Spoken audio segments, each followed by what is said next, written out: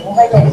Bon, donc moi je suis très très heureuse que ce moment arrive enfin pour plusieurs raisons. D'abord parce que vous êtes tous là, il s'en est passé des choses en 6 mois, 7 mois.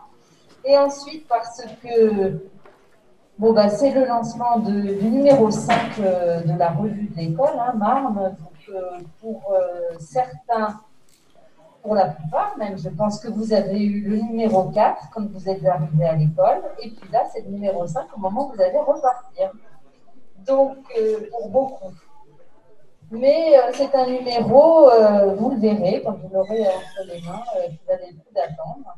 Donc, depuis, comme je le disais, il s'est passé beaucoup de choses. D'abord, on a changé de nom. On ne s'appelle plus Marne-la-Vallée, mais la revue reste avec le même nom, ce qui montre parfois que l'ancrage des ouvrages scientifiques est plus fort que la toponymie d'une école. Le comité de rédaction est le même. Vous avez là donc Sébastien Marot, Eric Alonso et Paul Bouet, qui n'est pas devant, qui est juste au premier rang, mais on ne voit pas, Paul, donc peut-être que tu peux venir là. Donc c'est vraiment grâce au travail acharné de longue haleine de ces 3 personnes, enseignants-chercheurs et doctorants enseignants pour Paul, que nous avons une très belle revue avec les mêmes principes, c'est-à-dire d'exhumer des textes parfois qui comptent énormément, parfois lointains parce que non traduits, et doté avec donc cette publication d'un appareil critique qui permet de mettre à portée des étudiants, des chercheurs, de personnes plus intéressées par l'architecture en général, donc mettre à portée de tout ce public des textes difficiles à trouver et donc remettre au bout du jour certaines thématiques. La thématique de ce numéro est essentiellement, ça porte sur la question de territoire, donc un questionnement qui arrive avec les 20 ans, 21 ans de l'école, et donc qui repose l'actualité du nom de l'école comme étant l'école d'architecture de la ville et du territoire. Est-ce que ça a encore un sens 20 ans après? Et bon, donc là, vous avez quelques-unes des réponses. Moi, je ne vais pas être beaucoup plus longue. Je vais donner la parole donc, à Éric et Sébastien, et ensuite Paul, je pense, dira un mot. Nous aurons ensuite les 2 nouveaux éditeurs graphistes, alors parce que j'ai oublié de parler de Guillaume Graal et de Benoît Santia, qui sont associés depuis le numéro 1 à la revue, mais d'abord en tant que graphiste, donc c'est eux qui ont pensé cette brique qui change de couleur au gré des numéros, et qui, pour le dernier, sont les éditeurs donc qui vont aussi prendre la parole pour éventuellement nous dire en quoi ça a changé, quel est leur nouveau rôle dans cette aventure. Et puis ensuite, quelques-uns des contributeurs, Laurent Keutz, Luc Baboulet, prendront la parole, et je pense que j'ai dû faire le tour des personnes, des orateurs. Je suis de bonne humeur, on lance une petite pique, oui, quand même. Vous aurez tous remarqué qu'il n'y a pas une femme, à part moi, mais qui n'est pas contribué au livre. Dernier numéro, le 5, avec beaucoup d'hommes. Et puis à partir du 6e, révolution, donc les choses vont changer. Et c'est tout ce qu'on peut espérer pour la suite de cette belle revue.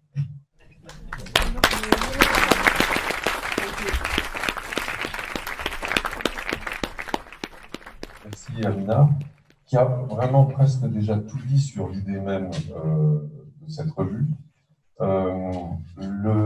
L'idée au tout départ, elle était assez simple, c'était de dire, vous n'avez pas connu ça à l'époque, on faisait des polycopiés pour les étudiants, on traduisait les textes, on leur donnait des tas de textes quand on faisait des cours pour partager avec eux des ressources fondamentales. Et on s'était dit, au fond, on pourrait faire une revue à partir de cette nécessité dans laquelle on est, ce souhait qu'on a, de partager des références importantes qui ne sont pas toujours faciles à trouver ou qui sont encore dans des langues que les gens parlent davantage aujourd'hui pour l'anglais, ils parlaient un peu moins avant, et de les rendre disponibles. Et de faire ce travail, évidemment, mieux que lorsqu'on le fait simplement en donnant ces textes, c'est-à-dire en en expliquant dans des articles introductifs pourquoi on pense que c'est des sujets intéressants, importants, pourquoi on estime que vous d'abord, les étudiants de l'école, et puis plus largement la communauté des gens qui s'intéressent à cette question d'architecture, de vie, de territoire, devraient les consulter.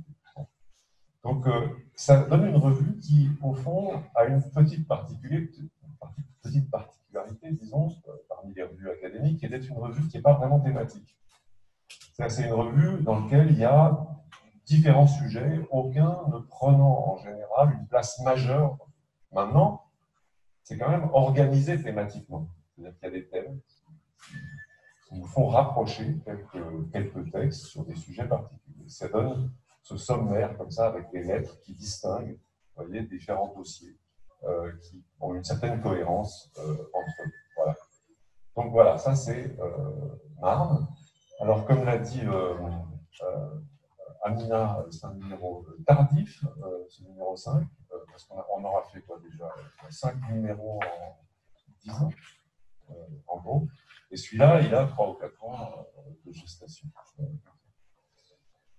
Alors j'espère qu'on va prendre beaucoup moins de temps à l'avenir pour faire les suivants. Maintenant, je vais donner la parole à ceux qui se sont plus particulièrement chargés les uns après les autres de ces différents dossiers, à commencer par Éric Alonso, ici, qui a un peu piloté un dossier dans lequel Luc est intervenu aussi, et donc il va vous présenter ça. C'est ça qu'on fait. D'abord, c'est... Merci Sébastien, merci Amina pour l'intro. Alors, très rapidement, donc, Amina nous a présenté avec Benoît, on est Building Paris, graphiste et enseignant à l'école depuis 2008. Et donc, on accompagne la revue depuis ses débuts, depuis 2010. Et comme le disait Amina, on est depuis peu éditeur au sein d'une maison d'édition qui s'appelle Building Books. Et donc, on est très heureux et très fiers de coéditer ce numéro 5. Donc, on s'occupe de cette maquette depuis 2010. On est, bon, pour la petite histoire, on est très attaché à ce projet parce que c'est le premier projet en tant que Building Paris. Donc, Benoît et moi, c'est notre première collaboration. Et donc, on est encore plus heureux aujourd'hui, 10 ans après, d'en être les co-éditeurs. Et on espère pour les numéros prochains. Donc quelques mots sur la genèse, en tout cas sur la conception et la forme de cette revue. Donc pour le dire assez brièvement, sans rentrer trop dans les détails pour ne pas vous faire un cours sur le design graphique et éditorial, on a pensé cette revue avec Sébastien et Eric comme un objet de lecture transportable, d'où le format de poche, d'où l'effort particulier qui est fait sur le confort de lecture, la lisibilité et aussi un rapport texte-image qu'on appelle binaire, car jamais les images ne viennent embêter le texte sur les pages de lecture. Donc, comme le disait Amina, cette revue est une métaphore de la brique. Souvent, on l'appelle aussi une somme. C'est une somme de savoir, une somme de contenu très riche. Donc, c'est lourd comme une brique. Donc, il y a beaucoup de choses à lire, beaucoup de choses à regarder. Donc, d'où la métaphore. Voilà, donc il y a eu 5 volumes en 10 ans. Donc, on voit un peu la courbe du temps qui, à chaque numéro, s'allonge. Donc, normalement, d'après mes calculs, le prochain numéro sort en 2026. Et il fait 600 pages. Voilà, et 600 pages avec que des contributrices et autrices pour le 6e numéro. Donc, aussi faire une revue, c'est aussi un travail d'équipe. Donc, évidemment, il y a l'équipe éditoriale, il y a l'équipe des auteurs. Et donc, nous, en tant que graphistes, on a été dès le début associés à ce projet. Et évidemment que ce travail de mise en page, en tout cas qui nous incombe, est aussi un travail d'échange et de collaboration avec les auteurs. Donc, c'est vraiment un travail collectif. voire parfois même les auteurs sont meilleurs graphistes que les graphistes eux-mêmes. Oui, c'est ça. Ça nous arrive de corriger des erreurs dans les textes. Donc après, en quelques mots aussi sur le principe un peu graphique, l'idée c'est d'installer dans une revue une identité qui se doit d'être forte et reconnaissable, donc le principe de collection, et en même temps de pouvoir s'adapter en fonction des contenus, des nouvelles contributions, des nouvelles typologies de textes qui arrivent. Donc il y a un peu ce jeu à chaque numéro de faire la même chose et en même temps d'essayer de se renouveler. Du coup, il y a un vrai parti pris, en tout cas qui nous a animés dans la conception de cette revue, qui est l'économie. Donc l'économie au sens financier, mais aussi une économie éditoriale. Il y a peu de typologie, de texte. Il y a très peu de différences de traitement dans les textes. Il y a quelque chose qui est assez unitaire. Et du coup, cette économie éditoriale a engendré aussi une économie de gestes. Donc, il y a très peu de variété graphique. Les textes sont traités tous de la même façon. Et par contre, la seule variable qui est aussi l'identité de la revue, c'est la couleur. Et donc, à chaque numéro, une couleur. Et cette couleur, cette bichromie, nous permet à chaque fois, à chaque numéro, de varier les mises en page et les mises en scène. Donc voilà, Sébastien, Mina l'ont dit, ça a été un numéro qui a été particulièrement long à sortir. Et je crois que d'ailleurs qui était plutôt attendu par vous étudiants, mais aussi par de nombreux lecteurs. Et voilà, et donc on est aussi nous, très heureux de pouvoir vous montrer aujourd'hui à quoi elle ressemble. Et on espère qu'elle vous plaira. Et du coup, pour conclure, donc, comme Amina l'a dit, on est sur ce numéro coéditeur. Notre rôle finalement n'a pas beaucoup changé. On n'était pas les coéditeurs dès le départ de l'aventure, mais on a toujours eu ce rôle, cette confiance de la part de l'équipe dans le projet. Donc on a toujours participé à la construction de cette revue avec l'équipe éditoriale.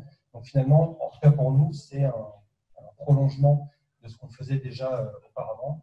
Et du coup, c'est presque naturellement qu'on est devenu aujourd'hui les co-éditeurs de cette revue. Et donc, je vais conclure en images. Donc, vous allez entendre les auteurs vous raconter le contenu de la revue. Et du coup, on voulait partager avec Benoît, on voulait partager un florilège de pages de la revue, des 5 volumes. Ça dure 120 secondes. Donc, vous avez 120 secondes de pause pour apprécier aussi la maquette et l'iconographie, qui est aussi un gros travail dans la revue et qui donne de l'importance aussi à la revue. Donc, peut-être que ça vous donnera envie de vous replonger dans les précédents numéros. C'est parti.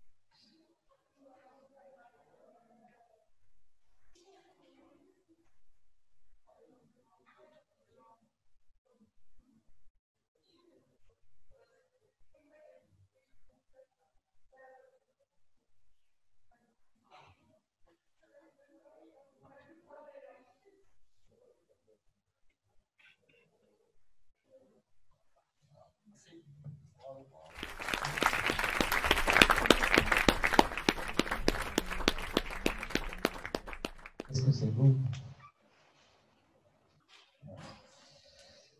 Oui, bonjour, oui, me content moi aussi que ce numéro sorte enfin. Il devait sortir plus tôt, il devait même sortir pour fêter les 20 ans de l'école.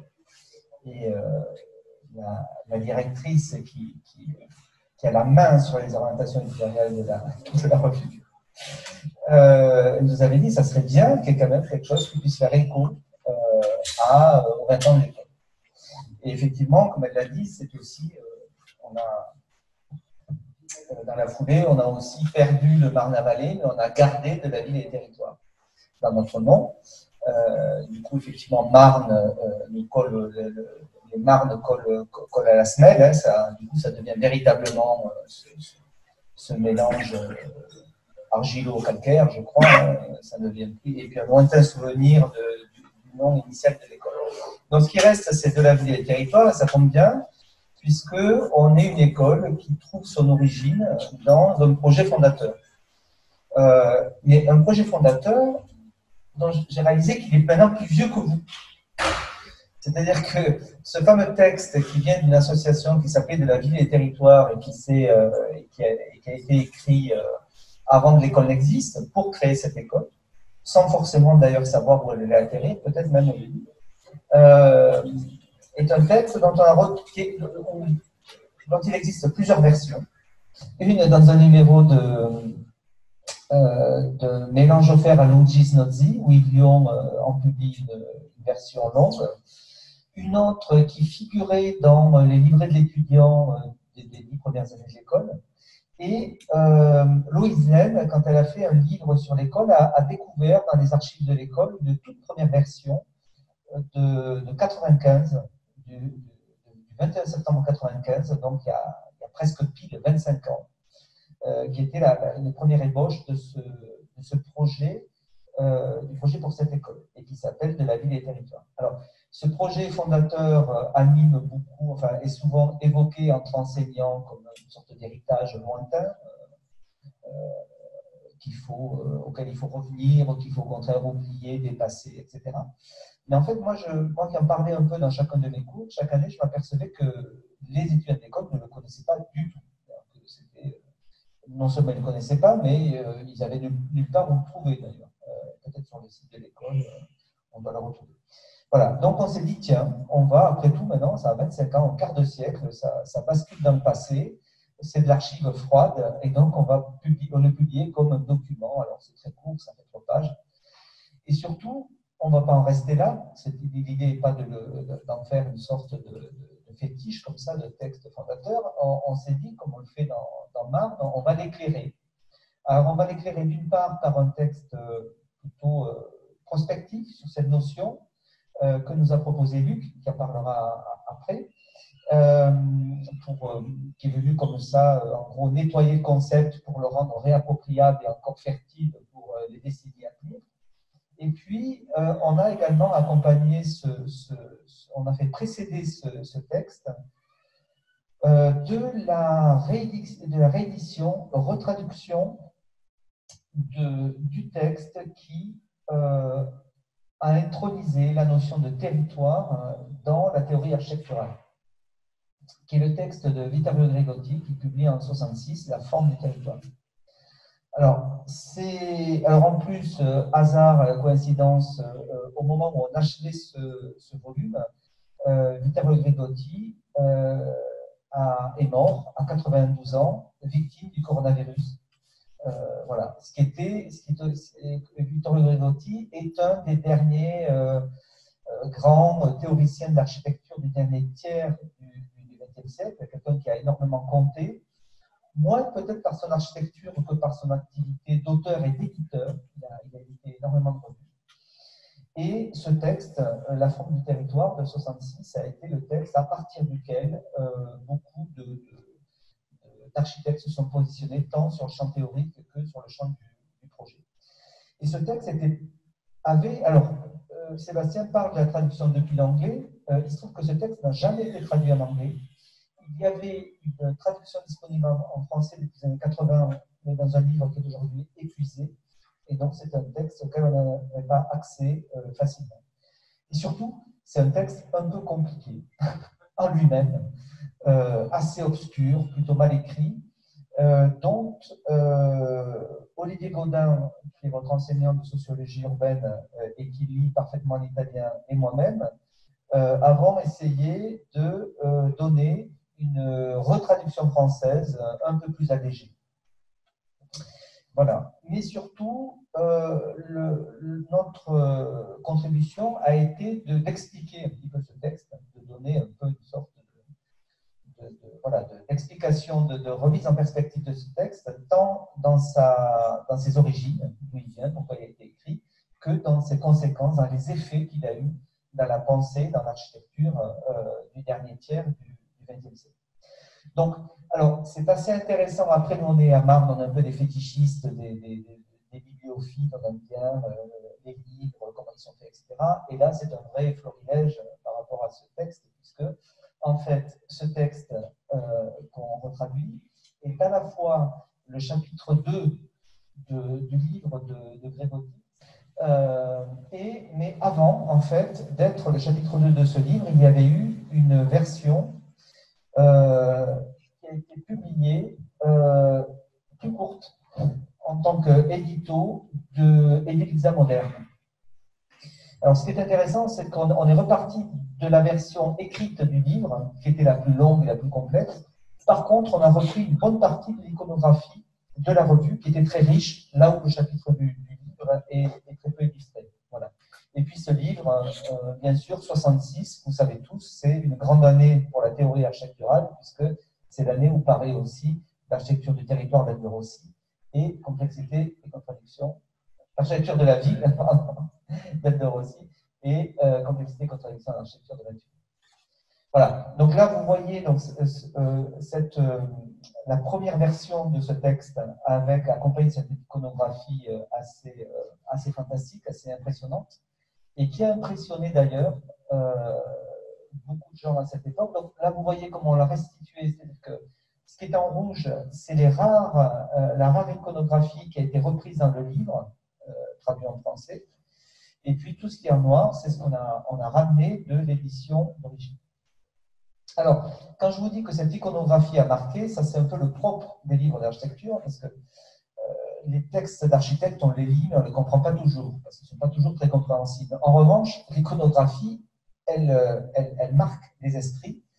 Et justement, dans ce numéro d'Elisa Moderne, il y a ces deux photos aériennes qui ont été reprises par Archizoo dans les années 70 pour illustrer leur projet de Non-Stop City. Donc, ils ont lu Elisa Moderne, surtout ils l'ont regardé, et ils en ont repris les images et ils les ont trafiquées. C'est celle qu'on retrouve pour expliquer Non-Stop City.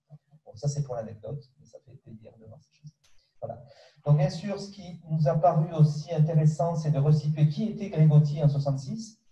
On connaît le Grégotti, on connaît mieux ce qu'il est devenu dans les années 80 et sa réception aux États-Unis, etc. On a parfois oublié que c'était le disciple de Ernesto Nathan Rogers, qui est une grande figure de l'architecture moderne, membre des SIAM, le fameux auteur au sein de l'agence BPPR de la Torre Veresca à Milan. Et ce qu'on oublie aussi, c'est que quand je dis que le texte de Grégotti intronise la question du territoire en architecture, en fait, bien sûr, il n'est pas le premier, et les années 60 sont très riches en Italie sur cette question, et beaucoup de gens écrivent sur le territoire. Aldo Rossi écrit sur le territoire, et ici, Tafuri, celui qui deviendra le célèbre théoricien, historien de l'architecture, critique d'architecture, est à l'époque un praticien, architecte urbaniste praticien installé à Rome et qui publie sur les questions de territoire. Voilà. Alors après, bien sûr, on a confronté les théories de Grégotti à sa production architecturale en publiant ses tout premiers projets qui suivent son texte. Et une des hypothèses qu'on essaie d'avancer, c'est que finalement, la traduction architecturale de la théorie de Grégotti, ce n'est pas Grégotti lui-même qui en fait l'exemple, enfin, qui applique le mieux peut-être ces théories. On retrouve certainement une application de ce qu'il propose dans l'architecture tessinoise et également chez les paysagistes français comme Alexandre Chemetov et Michel Corajou. Donc je vous laisse lire ce qui nous permet d'avancer ces hypothèses. Voilà, et c'est aussi une façon de... On a essayé également de suivre la pensée théorique de Grégotti qui va avoir, dans les années 70, 80, 90, qui va continuer de parler de l'architecture du territoire, qui va l'amener sur l'architecture comme modification et qui va aussi l'amener à parler d'architecture de sol comme des thèmes qui découlent de cette pensée. Et c'est une publication, il va être rédacteur en chef de Casabella dans les années 80-90, avec quelqu'un comme Bernardo Secchi, qui s'occupe de la rubrique d'urbanisme à cette époque. Et cette revue va prolonger les idées qu'il avait introduites en 66 dans ce texte. Et on va retrouver là, dans cette revue, beaucoup de textes, entre d'André Corboz, de Secchi, etc., qui vont être assez importants dans la création de cette école et qui vont beaucoup inspirer l'école dans ces premières années. Voilà, j'ai parlé bien plus que 5 minutes. Et donc, je laisse la parole à... Donc ça, moi, je me suis chargé avec Olivier Godin du côté antiquaire et du côté vieillerie. Et l'avenir a été confié à Luc Baoulé. Bon, bah, l'avenir parle. Voilà, on peut commencer avec, comme l'a dit Eric, là je m'attache, vous allez voir les deux choses que je présente aujourd'hui, c'est d'une certaine manière une façon de relustrer des thèmes qui étaient un peu tombés dans l'oubli, et le thème du territoire était un peu tombé dans l'oubli pendant quelques années, c'est ce que je raconte au début, pour montrer que l'idée du territoire semblait complètement obsolète. Et puis qu'elle était de plus en plus remplacée par l'idée du réseau, qui semblait pouvoir la substituer de manière beaucoup plus efficace. Dans l'école, on a eu dans l'école une sorte de baisse de régime de la notion de territoire, et puis ça fait partie, d'ailleurs, avec Sébastien, je ne crois que personne ne se rend désaccord avec moi là-dessus, je fais partie des gens qui pensent que cette notion de territoire a de l'avenir, et que c'est une notion qui est tout à fait importante, en particulier la reterritorialisation, la relocalisation des choses. Aujourd'hui, c'est redevenu un mot d'ordre tout à fait clair. Après, ça c'est donc pour la partie le contexte historique, si vous voulez. Après, cette citation de Leroy-Gourhan que vous voyez ici, quelque chose qui donne un peu le ton du papier, le ton du papier étant d'essayer de conceptualiser la notion de territoire, se dire au fond, qu'est-ce qu'on veut dire quand on parle de territoire, l'architecture, la ville, etc. En particulier territoire. Donc, vous le voyez, ça dit dans tous les groupes humains qui soient connus, l'habitat répond à une triple nécessité, celle de créer un milieu techniquement efficace, celle d'assurer un cadre au système social et celle de mettre de l'ordre à partir d'un point dans l'univers environnant. Cette image, disons, d'un urbanisme très, très simple, qui est celui d'un village africain dans les années 50 dans une très belle ville, je passe là-dessus, nous montre ça. Il y a le territoire comme ressource, si vous voulez, maigre, mais ressources quand même, le territoire comme territoire symbolique, c'est-à-dire manifestation d'une culture, et puis le territoire comme fabrication ou constitution d'une forme. Ces villages sont des sortes de grappes qui fabriquent un marché, si vous voulez, dans ce vaste désert. On trouve donc très très bien, ça illustre très très bien, à toutes les époques et dans toutes les cultures, la réflexion de Leroy-Gourhan. À partir de là, je suis attaché à essayer de définir la notion de territoire, et donc ça fait une espèce de triple stratification. Environnement, milieu, territoire, je vais dans le détail, vous dans le texte si la question vous intéresse. Disons, on part d'une notion très très éthologique du territoire, le territoire animal, et puis on va vers une notion de plus en plus humaine et culturelle. J'avais une manière d'illustrer ça, cette tripartition que je propose. Quand on regarde en fait beaucoup d'études territoriales, on la constate de manière assez évidente, elle est très récurrente. Ici, j'ai une image d'Angkor Wat, la célèbre réalisation cambodgienne médiévale, et la légende qu'on n'arrive pas du tout à lire, c'est que Angkor Wat a été analysée par les chercheurs de trois manières, disons, à la façon d'un système hydraulique, donc de la ressource directement concerné. Ensuite, à la façon d'un système symbolique, donc la question symbolique d'Angkor Wat est évidente, et ensuite à la façon d'un système formel. La figure d'Angkor vieille figure qui était travaillée dans les traités indiens en particulier, qui nous renvoie donc à la question de la forme. Aussi, ce que j'essaye de dégager après, je vais passer là-dessus, c'est la manière dont l'architecte peut s'insérer dans cette répartition. De mon point de vue, c'est celui qui travaille la forme, etc. Mais j'essaye d'expliquer qu'il s'agit là d'une manière élargie de considérer la forme et de considérer l'esthétique dans une version, disons, qu'on pourrait appeler l'esthétique environnementale.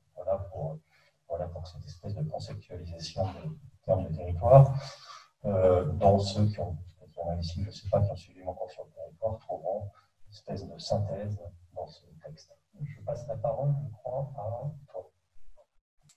Alors, on m'a demandé de parler de l'article de Philippe Lapierre sur Chris-Square. Si j'ai bien compris, parce que sa bio est un peu mystérieuse, Philippe Lapierre est professeur en école de commerce, il est dessinateur et c'est un passionné d'architecture. Et il paraît que c'est aussi le frère d'un architecte célèbre.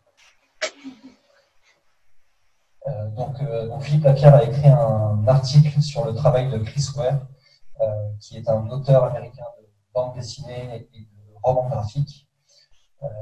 C'est d'ailleurs lui, Chris Ware, qui a un peu remis ce style littéraire et dessiné sur le devant de la scène. Il en a réinventé les codes et c'est aujourd'hui un peu la figure internationalement reconnue de ce genre.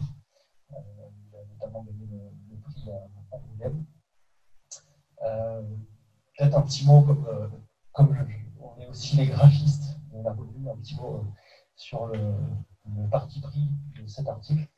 Tout à l'heure, on parlait de cette maquette et du renouvellement qu'on essayait de mettre en place à chaque numéro avec très peu d'ingrédients. Et donc, notamment ici, le travail de Chris Ware et les dessins de Chris Ware sont des originaux. Donc, ce sont des dessins qui ont été scannés et qui sont reproduits dans la revue. Donc, on a appliqué un traitement particulier pour signifier aussi la manière de présenter son travail dans la revue, donc avec un fond coloré, un peu de cadre à son travail, parce que son dessin c'est aussi intéressant et important de le considérer dans le format d'une page.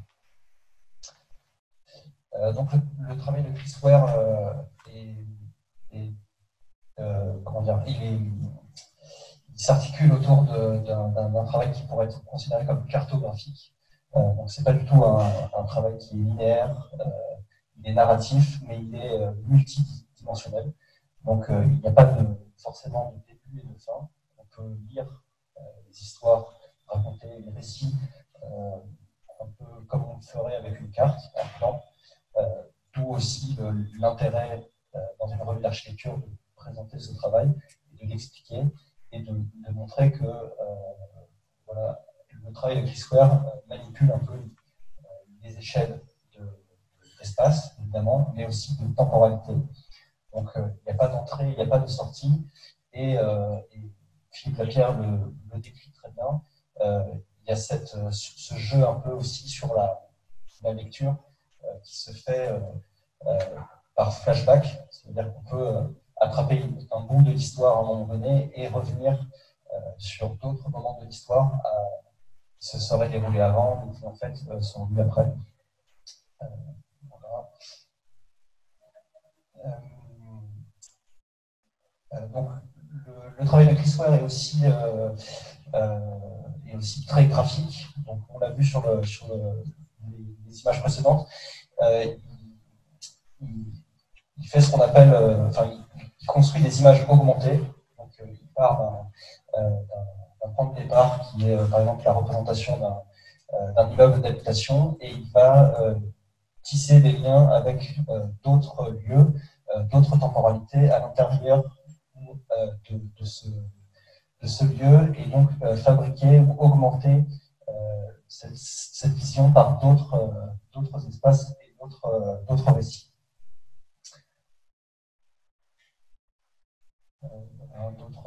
D'autres exemples du travail graphique de Chris Ware.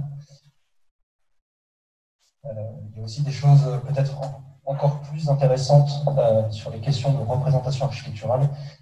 P-Square a aussi un travail très minutieux sur la représentation même de lieux existants ou ayant existé. Donc, on a un bâtiment en bas là, qui est un immeuble à Chicago qui a depuis été détruit. Et il y a aussi un travail alors, un peu plus trivial sur des représentations en volume de son dessin, à travers par exemple une maquette qui a été éditée pour un livre, pour la sortie d'un livre, qui invitait aussi le lecteur à construire en volume. C'est un lieu que P-Square avait imaginé. Voilà, après, peut-être un mot sur les thématiques de P-Square. C'est des histoires, ce sont des histoires qui racontent la vie de personnages, et donc les thématiques qui lui sont chères sont l'ordinaire, donc le quotidien de ces gens, et voire presque même la banalité de leur quotidien. Et donc, on voit un exemple aussi très intéressant de manière de fabriquer de la narration à partir de scènes du quotidien, de scènes a priori ordinaires. Voilà, donc c'est tout. Et donc moi, je vous invite évidemment, en tant qu'enseignant à l'école, sur ces questions de représentation, je vous invite évidemment à vous intéresser de près au travail de P-Square, car je pense qu'il y a beaucoup de choses à apprendre et à apprendre de cette manière de déconstruire la représentation et surtout d'inclure dans une image qui paraît fixe, qui installer aussi les notions de temporalité, les notions d'usage. Donc je pense que son travail est un vrai ligne de référence pour vous, étudiants et architectes, dans la manière de représenter les projets d'architecture. Donc, là, je vais vous présenter le dossier qui concerne l'architecte Sigurd Lewerentz, qui est un architecte suédois qui a travaillé avant la Première Guerre mondiale, après la Première Guerre mondiale et surtout aussi dans les années 1950. C'est un architecte qui s'inscrit, on pourrait dire, dans le grand mouvement de l'architecture scandinave qui a été marqué autour des années 1910 par le néoclassicisme, puis ensuite par une certaine forme de modernité dans les années 30, et après dans les années 50 aussi, des productions qu'on pourrait de loin rapprocher du brutalisme. Mais Lewerentz est aussi un architecte qui développe un rapport au construire qui est absolument spécifique. L'idée de faire ce dossier, c'était un petit peu d'essayer d'introduire à l'œuvre de Lewerentz, et en particulier à son rapport à la construction, à travers un certain nombre de textes qui pouvaient expliquer certains aspects de son rapport. Alors ce rapport, il est souvent assez expérimental et étonnant. Lewerentz ne s'intéresse pas tellement, même pas du tout, à la performance technique des structures, il ne s'intéresse pas non plus tellement à la vérité constructive. Il essaye de faire une architecture dans laquelle l'acte de construire a un sens par rapport à la représentation de ce que les structures ou les situations bâties peuvent susciter en termes d'imaginaire, de réception, de perception, de présence phénoménale. Donc c'est un rapport assez spécifique quand même à la construction. En termes d'expérimentation, là on ne le voit peut-être pas beaucoup sur l'image, mais quand même un tout petit peu. Si vous regardez tout à fait à droite, vous voyez deux surfaces réfléchissantes. En fait, c'est la manière qu'a Lewerentz de faire une fenêtre. C'est tout simplement une vitre agrafée sur un mur de briques avec 3 pailles de scellement et un joint silicone, point à la ligne. Donc, il n'y a pas du tout de bâti, il n'y a rien du tout. C'est extrêmement... L'intérêt, ce n'est pas tant que ça soit minimal, c'est en fait, c'est un raccourci qui permet d'éviter d'avoir une fenêtre et d'avoir une ouverture absolument direct quand on est à l'intérieur. Lewerentz a toujours un rapport à la construction qui est de cet ordre. À la fin de sa vie, par exemple, il fait un petit édifice pour des fleurs, pour un marchand de fleurs dans un cimetière. Et au lieu de cacher toutes les gaines électriques, au contraire, il les fait ressortir. Et il leur donne un dessin court extrêmement élégant.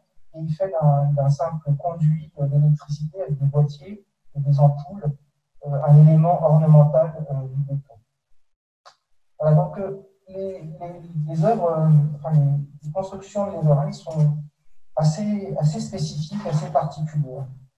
Alors, plus par rapport à la composition du dossier, notre idée a été d'abord peut-être de présenter un texte de Hakon Alberg, qui est un contemporain de Leverhulme, qui est un architecte, aussi un critique, un directeur de revue. Et le texte de Alberg, qui date de 63, qui est le plus vieux du dossier, il avait pour nous un sens parce que c'était une sorte de monographie qui permet à tout lecteur qui n'est pas absolument familier de Leverhulme de s'y retrouver, de comprendre l'évolution de sa production, d'avoir un certain nombre d'éléments de plan, de coupe, d'élévation pour bien comprendre la particularité de sa production. Après, je reviens en arrière. Après ce premier texte donc de Hakon Alberg, qui est plutôt une sorte de monographie rapide, on va présenter 3 textes qui, eux, sont des textes beaucoup plus interprétatifs, dans le sens où il lit vraiment, c'est des textes qui analysent et qui proposent des hypothèses d'interprétation. Le premier, il a été écrit en 1992 dans sa première version par Colin St. John's, qui est aussi un architecte, c'est l'auteur de la British Library à Londres, et c'est un spécialiste de l'architecture scandinave, alors de Leverhulme, mais aussi de Asplund et de Aalto notamment. Et Colin St. John's va développer l'hypothèse que l'acte de bâtir chez Leverhulme recouvre une dimension profondément symbolique, et donc suscite justement cet imaginaire.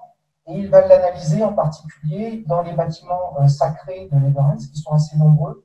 Et là, on voit par exemple sur ces images la structure d'une église qui est faite de métal. Et évidemment, la structure, elle est faite pour tenir, elle est faite pour être visible, mais surtout, elle a une puissance symbolique, elle est traversée d'efforts, elle montre justement le poids des choses. Et évidemment, elle renvoie aussi, de par sa figure hantée, à la croix de la crucifixion. Donc il y a aussi évidemment une dimension absolument symbolique. Le troisième article est aussi écrit par un architecte, Mansilla Tunon, un architecte très important dans les années 90 pour l'Espagne, malheureusement décédé très jeune. Et Tunon a écrit une thèse sur Asplund et Leverhulme, et une partie de cette thèse a été consacrée à la question de la photographie chez Leverhulme. À partir de ce matériau, il a écrit plusieurs articles, et dont ici nous en traduisons une version. Ce qui est spécifique dans la photographie d'architecture faite par Leverhulme, c'est que c'est une photographie qui se situe très tôt dans son parcours. C'est une photographie de voyage. Là, ce que vous voyez sont des photos donc, qui ont été faites en 1909, au moment où Leverhulme n'a pas réalisé grand-chose. Il part en Italie, et ces photos sont très, très étranges d'une certaine manière, parce qu'elles sont prises de très, très près. C'est vraiment des zooms. Parfois, c'est mal cadré. Et elles ont ceci de spécifique, à la fois d'attirer l'attention sur des éléments d'assemblage, très très systématiquement, des pavages, des rapports entre des matériaux, entre un sol et un matériau, des textures, des appareils de pierre, etc. Mais surtout, elles ont ceci de particulier d'évacuer totalement le contexte général. Et ça, l'hypothèse que va ensuite développer Luis Mansilla, c'est de dire que finalement, dans ce rapport à la photographie, il y a quand même quelque chose qui se joue de l'ordre de la composition, et donc on va sentir les conséquences dans les œuvres bâties ultérieures de Leverhulme. Un rapport très très proche aux choses, aux détails, à la fenêtre, au portique, au pavement, etc., etc.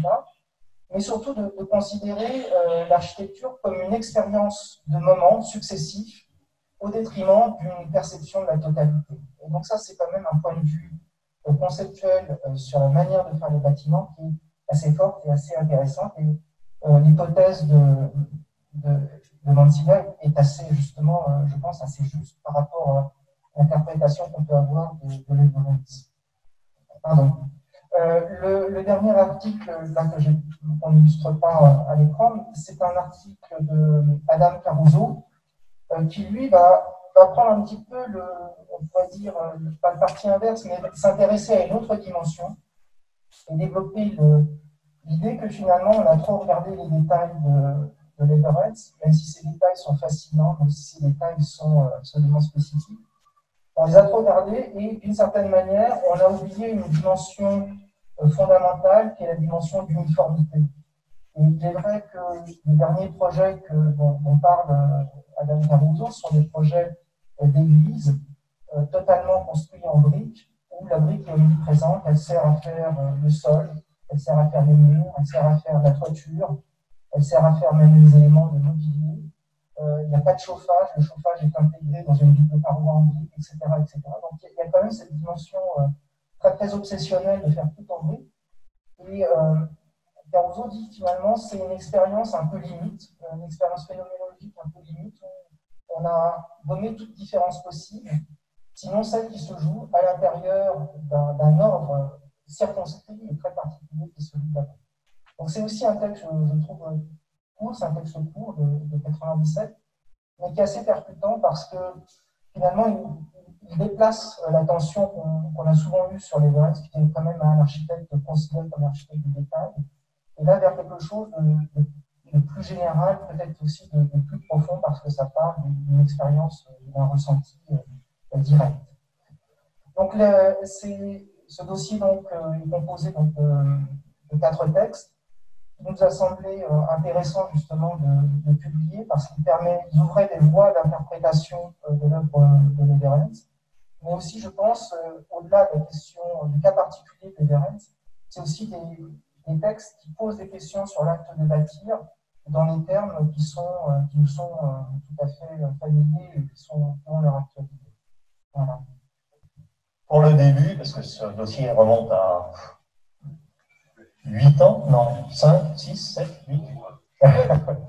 Donc ça a été commencé par Jean Tarica dans son cours d'analyse architecturale, qui avait fait travailler les étudiants sur les Leibniz, qui leur avait demandé d'interpréter les Leibniz avec des résultats intéressants, qui nous avait suggéré de faire traduire certains des textes. Donc avait commencé Thibaut Zadel, puis ensuite Thomas Bémoin, qui est toujours à l'école, et ensuite ces textes ont été repris par un certain nombre de gens, Olivier Chalin en particulier, qui aurait dû écrire un texte qui malheureusement est absent de ce dossier.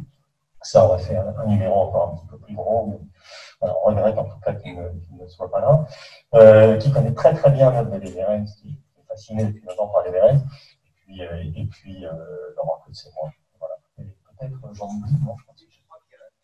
Comment? Ah, Ingrid Huber, qui était une étudiante aussi à la même époque avec Thibaut Zadel, pardon, de Jean Tarica. Voilà. Donc moi, je vais vous présenter le dossier qui suit, qui est composé de 4 textes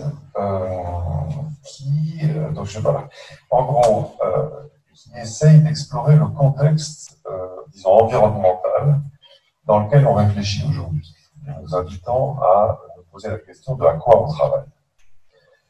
Il y a 3 ans, quand je me suis occupé de commencer à réfléchir à l'exposition qu'on a faite à Lisbonne sur agriculture et architecture, j'étais très motivé, très comment dire, inspiré par la lecture du livre de David Holmgren, qui est le cofondateur du concept de permaculture et l'auteur, à mon sens, du livre le plus profond qui est écrit là-dessus, en 2002, si ma mémoire est bonne, qui s'appelle Principes et pistes d'action pour un monde soutenable. Donc ça, c'est la traduction française. Je ne dis pas pour un monde soutenable, il dit Beyond Sustainability.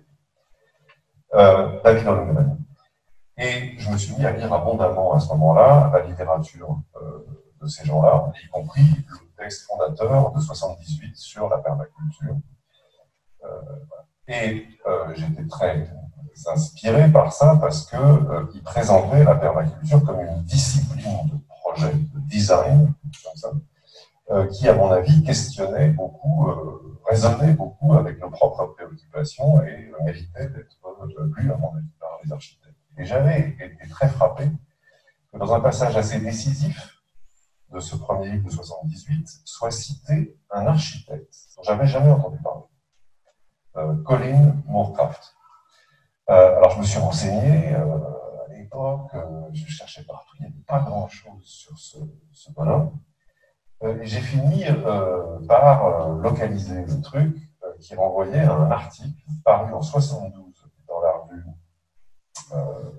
Architectural Design, où ce tout jeune type qui avait 25 ans, architecte, qui était encore étudiant d'ailleurs à l'Architectural Association, qui était d'ailleurs un collègue de là-bas, de Lorraine, voilà, c'est un étudiant.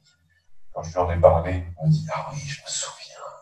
Donc, mais un type qui, manifestement, s'occupait d'autres choses à l'école à l'époque.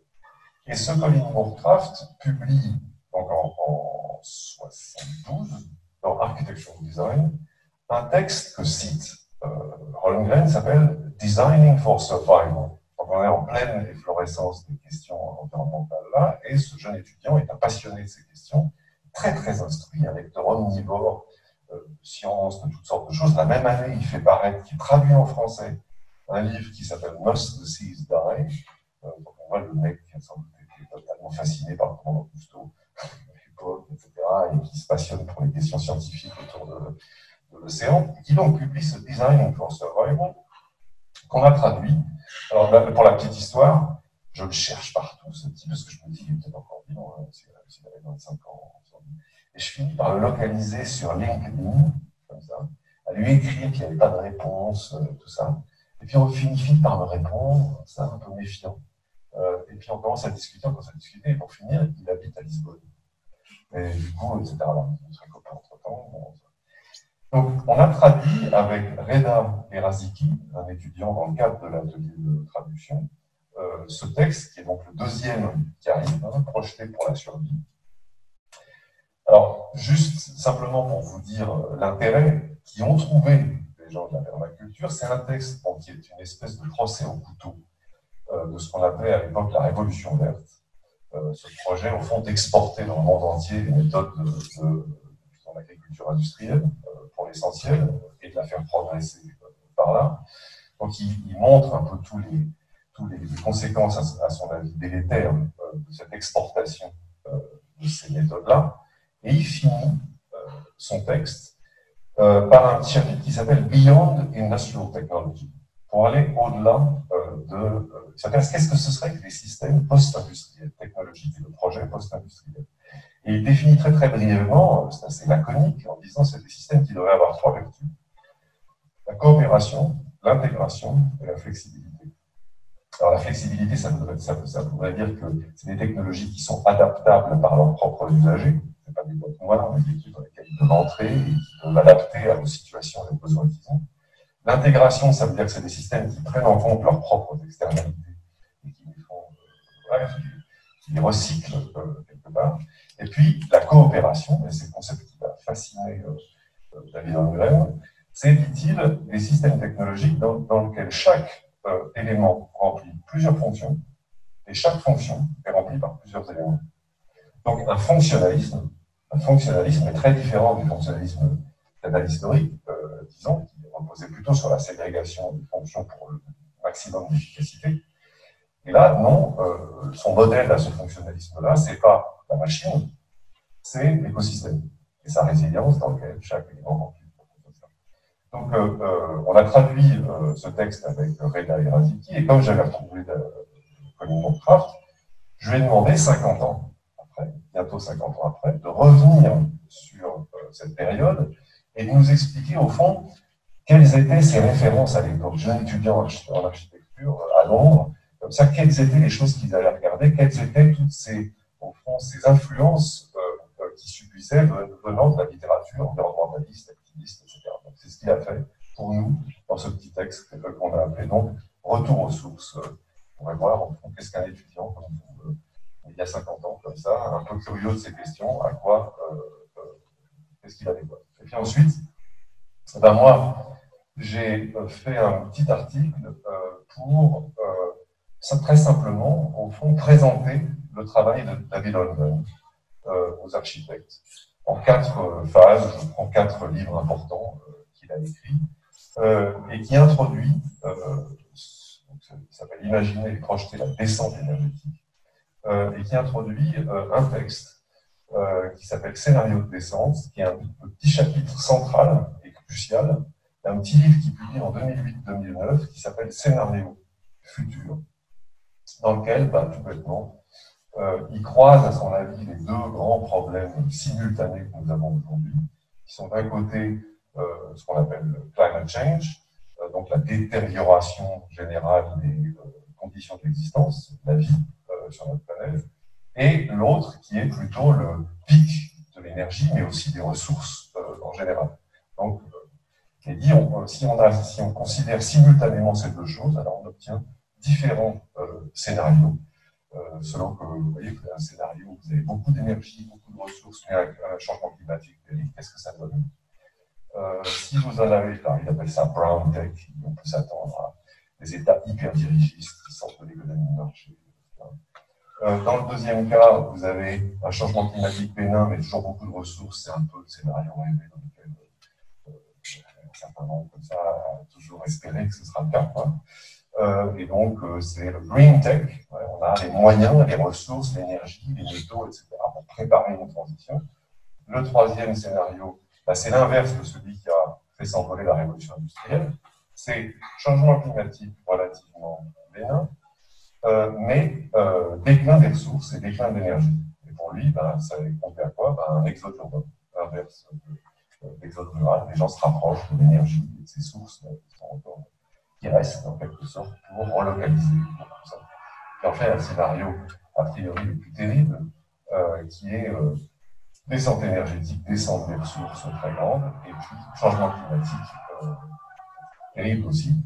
Alors, il appelle ça canot de sauvetage. Voilà, donc ça aide, à mon avis, à réfléchir ce petit schéma. À quel futur on pense qu'il faut qu'on espère et à quel futur on pense qu'il est utile de travailler. Voilà. Le dossier suivant donc, commence avec une image que je souhaitais, c'est parfait. Ah non, pardon, aussi c'est celle-là, ça va. C'est la présentation d'un architecte important des années 30 aux années 60, 70, même au-delà, en Italie, qui s'appelle Luigi Moretti, qui a eu une réputation très importante à une époque pour quelques bâtiments phares, dont il Girasole, et là que je signale, mais dont je n'ai pas mis l'image. Un bâtiment qui a été très remarqué par la génération postmoderne, en particulier des gens comme Venturi, Eisenman, Kenneth Stanton dans l'opposition, la revue célèbre revue américaine, ont mis en avant Moretti comme une figure extrêmement intéressante d'après-modernisme, de dépassement du modernisme plutôt que de postmodernisme au sens strict. Mais la carrière de Moretti a commencé plutôt comme on le voit là, dans les années 30, avec quelques bâtiments magnifiques que tout le monde peut voir en Rome, qui sont probablement visitables. Alors Moretti avait, excusez-moi, ah non, c'est là. Moretti avait créé une remarquable revue, vraiment très belle, donc vous avez ici les couvertures, et cette revue s'appelle Espace, Spazio, et toute la question que je pose après dans mon texte, c'est de se demander ce que signifie ce concept d'espace, comme tout à l'heure, je me demandais ce que signifie le concept de territoire, quel est-il? Et de la même manière que le concept de territoire, le concept d'espace est un concept qui a été extrêmement battu en brèche par Emmanuel Venturi et autres, au profit de concepts plus sémiotiques, la question du signe, etc. L'espace était donc devenu une chose ringarde qu'il fallait mettre de côté. Alors évidemment, il y avait une ambiguïté intéressante à lever, et c'est d'une certaine manière ce que j'essaye de faire. Alors, je vais un petit peu plus loin, parce que je passe au texte lui-même, dans Spazio, qui est la cheville ouvrière avec un graphisme magnifique, et je trouve que les graphistes nôtres ont très bien travaillé de ce point de vue-là, parce que le format de Spazio est beaucoup plus grand que celui de Marne, mais c'est aussi un format bicolore. Parenté. Moretti, pour travailler ça, proposer ça, cette notion d'espace, avait fait un texte remarquable, c'est une série de textes, mais nous en avons produit un, structure et séquence d'espace, et il avait inventé une sorte de manière, enfin, repris de quelqu'un d'autre, mais développé une sorte de manière de définir l'espace par la fabrication de contre-volumes, comme vous voyez ici. Alors, je crois que j'en ai mis ici notre image. Et de travailler ces contre-volumes comme des séquences, c'est-à-dire que là, vous voyez qu'il décompose, décompose en différents volumes un arpentage, si vous voulez, une manière de se déplacer dans l'espace pour montrer à quel point la question de l'espace est liée à la question du temps. Donc, il pense toujours par séquence. Ces choses se lient pour lui. Alors, je reviens un peu en arrière, sans m'étendre, se lie pour lui en particulier dans une période de l'architecture dans laquelle le rapport de temps et d'espace est particulièrement posé, c'est le baroque. On a mis ici une belle illustration d'un ange du Bernin sur le pont Saint-Ange, qui est magnifique parce que pour Moretti, justement, la question du temps et de l'espace était particulièrement traitée au baroque, c'est-à-dire que, un peu à la manière de Leverens dont on parlait tout à l'heure, phénoménologique dont parlait tout à l'heure Laurent, dans le baroque, il s'agit de fabriquer un espèce de recollement des séquences spatiales à travers le temps et la mémoire qui impose le parcours. Et pas seulement de percevoir l'espace d'un seul coup, comme on pourrait, par exemple, le faire dans les bâtiments de la Renaissance, qu'il apprécie beaucoup, évidemment, et qui ne lui semble pas poser tout à fait la question de la même manière. Alors, l'espace chez Moretti, encore une fois, là, c'est une manière possible de reprendre ce vieux thème en se disant que finalement, la question de l'espace-temps, même si on est capable, même si on peut dire, ou on a pu dire qu'elle était dépassée, comme disait Kant, excusez-moi, mais comme disait le philosophe Kant, c'est quand même des a priori de la sensibilité, on peut difficilement fonctionner sans. Et Moretti, du coup, essaye d'en donner une version vraiment phénoménale, c'est-à-dire l'espace comme expérience. On le voit par exemple ici, puisqu'il nous explique que non seulement, dans une succession d'images comme celle-là, on voit que non seulement l'espace est un volume, mais que ce volume est littéralement le résumé, l'espèce de matrice ou de contre-matrice de tout ce qui en fait les limites, hein, c'est-à-dire les murs, le décor, la modénature, les couleurs, etc. Et puis qu'en plus, il possède ce qu'on pourrait appeler, ce qu'il n'appelle pas, mais ce que j'appelle dans mon texte une qualité médiane, c'est-à-dire que cet espace a une véritable consistance. Et là, on pourrait se rapprocher de gens que vous connaissez bien, comme Peter Zumthor dans son livre L'atmosphère. L'espace a une véritable densité qui lui est propre, hein, une densité pour ainsi dire matérielle. C'est une sorte de fluide, si vous voulez, c'est comme ça qu'il le décrit dans une vision très, très gestaltienne. Alors, je me contente, moi, dans le texte que je fais, d'essayer d'expliquer tout ça, c'est-à-dire de montrer comment l'espace peut devenir ou redevenir un terrain intéressant, à condition de l'élargir et de passer par des réflexions comme celle de Moretti et toute la tradition qui remonte, disons, à la charnière du 19e et du 20e siècle, dans laquelle il s'inscrit Schmarzo, Bronnemann, etc. Donc, il y a une partie un peu différente. Terminer sur le dernier texte qui compose ce numéro. L'espace et le temps, c'est aussi les conditions de possibilité, non seulement de la sensibilité, mais de la pensée, de la réflexion, de la mémoire. Donc on a juste traduit, en fait, une étudiante, Eleonore Bossuin, à l'atelier de traduction, a traduit un texte d'une formidable historienne des idées anglaise qui s'appelle Frances Yates, dont j'imagine que beaucoup d'entre nous parlons beaucoup dans nos cours aussi, en particulier pour un livre qu'elle publie donc en 1966 qui s'appelle L'art de la mémoire. Alors, je ne vais pas en parler beaucoup dans les cours.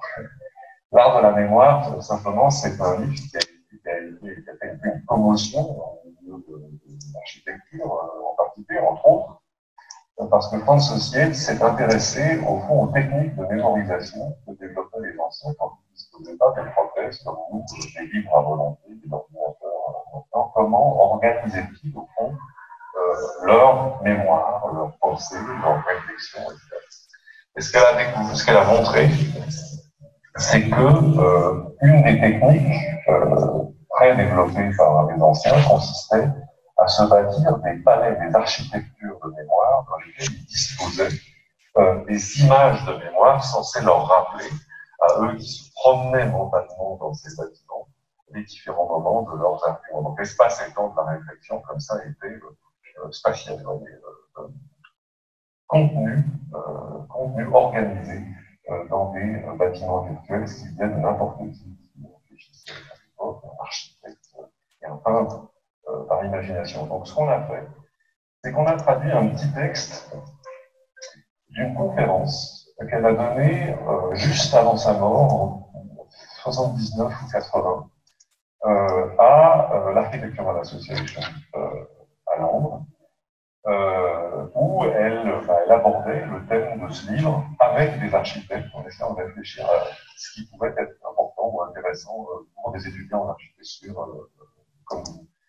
Donc voilà, elle a traduit ce petit texte qui est, à mon avis, extrêmement inspirant avec